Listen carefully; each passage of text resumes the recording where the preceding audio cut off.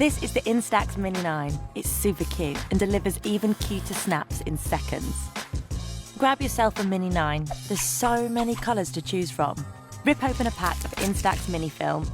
Batteries go in the side, film goes in the back. Press the little button on the front to turn it on.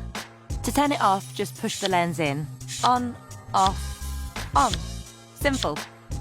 Don't panic. The first shot will be a black piece of plastic. It's just the protective cover. Then your Mini 9 is ready to take a snap.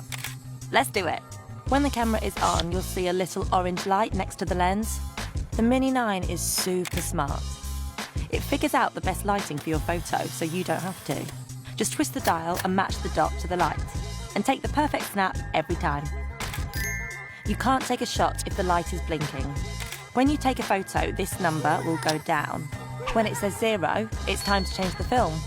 For amazing close-up shots, use this lens. Then look through the viewfinder and position the O marker a little over to the right, above what you're taking a photo of.